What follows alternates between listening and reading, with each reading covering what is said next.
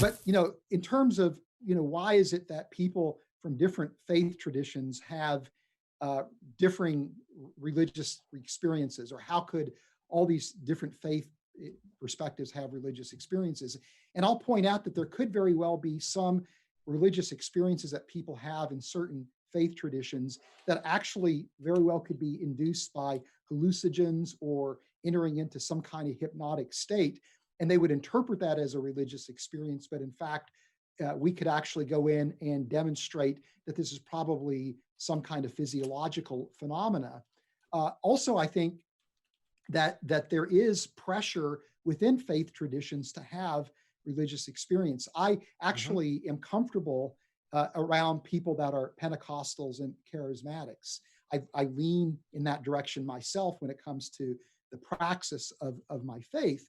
But I also have been around people who actually get kind of quote unquote accolades for having these kind of religious experiences. And so there's this peer pressure that they have to claim to have these experiences, when they necessarily, aren't really having a bona fide religious experience, and it could very well be that and I don't want to presume this, I'm just suggesting this, is that it could very well be that for someone who's in the LDS tradition who wants to believe and is instructed to pray for this burning in the bosom, actually out of peer pressure seems to have that kind of experience, or some kind of an event that they interpret as being that burning in the bosom. But that doesn't mean that that because of that there's not actually bona fide religious experiences where people are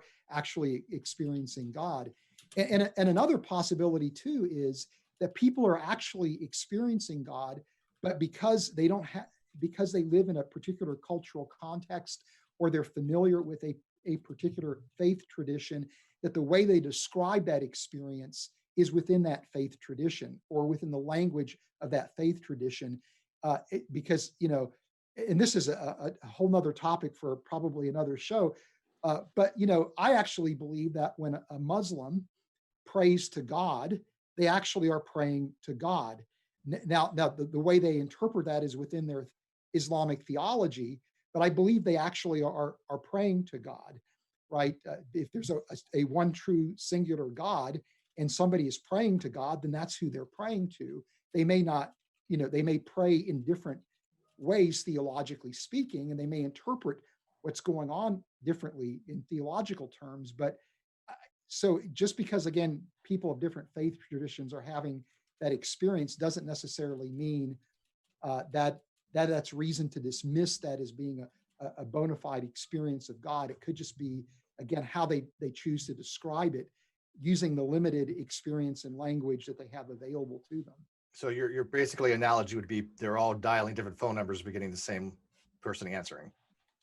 Yeah, something like that. Yeah. Okay.